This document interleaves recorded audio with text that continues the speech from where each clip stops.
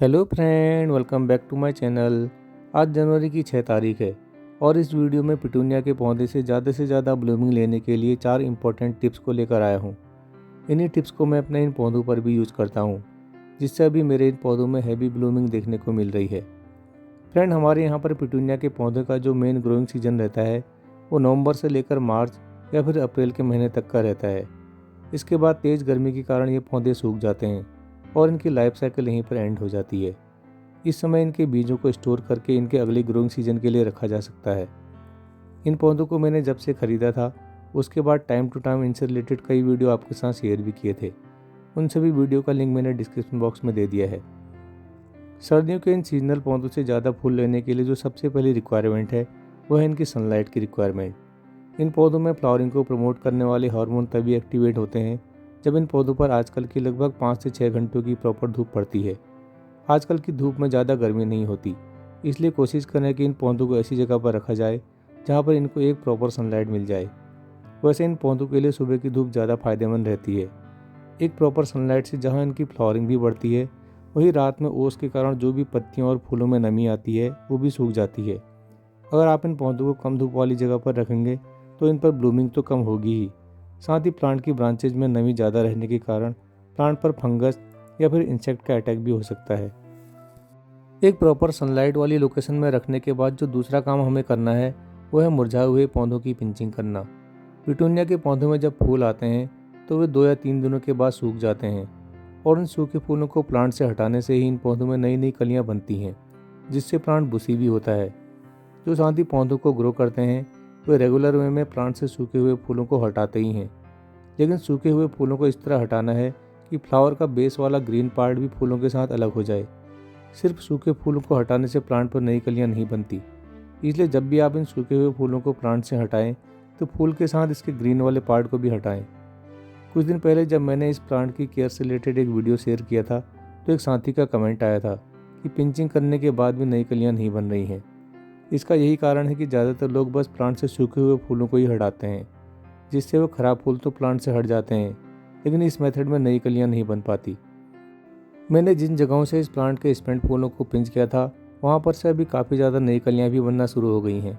अगर हम एक प्लांट पर से 8 या 10 सूखे हुए फूलों को भी हटाते हैं तो हमें इतनी ही जगहों से नई ग्रोथ भी मिलेगी, जिन पर बाद में ढेरों फूल खिलेंगे। लेकिन यह तभी पॉसिबल हो पाएगा जब आप सही तरीके से इन सूखे हुए फूलों की पिंचिंग करेंगे। पिटूनिया के पौधों को अपनी एक अच्छी ब्लूमिंग के लिए धूप के साथ साथ टाइम टाइम पर एक अच्छे फर्टिलाइज़र की ज़रूरत भी रहती है। जनरली फर्टिलाइज़र को 2 तरीके से दिया जाता है, एक स्प्रे करके और दूसरा इसकी सॉइल में देकर।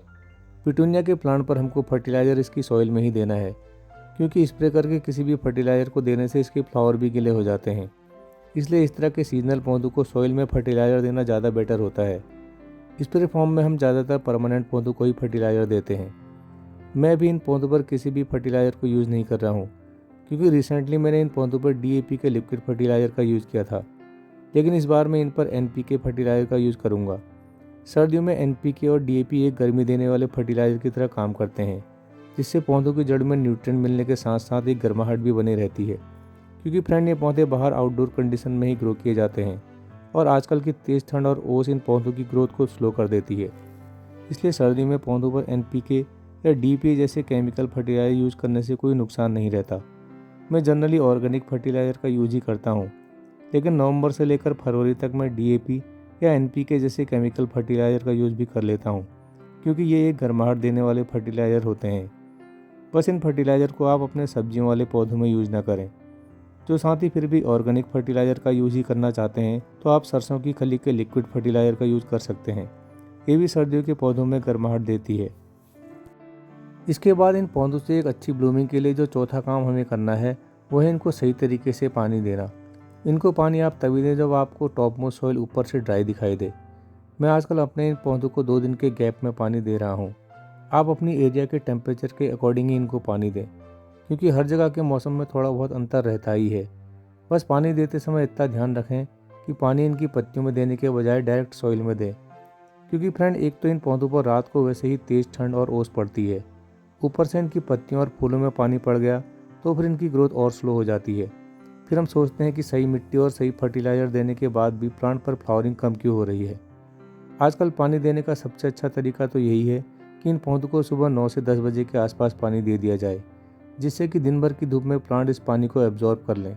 और थोड़ा बहुत पानी अगर इनकी पत्तियों पर गिर भी गया तो दिन भर की धूप में जल्दी सूख जाएगा।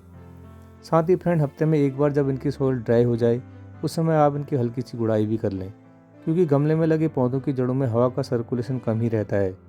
गुड़ाई करने से मिट्टी में हवा का अच्छा सर्कुलेशन बन जाता है, जिससे प्लांट की जड़ों को पर्याप्त मात्रा में ऑक्सीजन भी मिल जाती है। तो फ्रेंड, ये थे वो 4 काम जिनको करने से आपके पिटूनिया के पौधों में भी एक अच्छी ब्लूमिंग देखने को मिलेगी। फ्रेंड, नर्सरी से पौधों को लाकर उन्हें अपने गार्डन में लगा लेना एक आसान काम है, लेकिन पौधों को लगाने की सही खुशी तभी है जब हम उनकी एक प्रॉपर तरीके से देखरेख करें। आज के इस वीडियो से रिलेटेड अगर आपके मन में कोई भी क्वेश्चन हो या अपनी ओर से कोई सुझाव हो तो कमेंट करके अपनी राय ज़रूर शेयर कीजिएगा। अभी के लिए बस इतना ही, फिर मिलते हैं किसी नई वीडियो में किसी नए टॉपिक के साथ। तब तक देखते रहिए gardening with R P J. Thanks and happy gardening.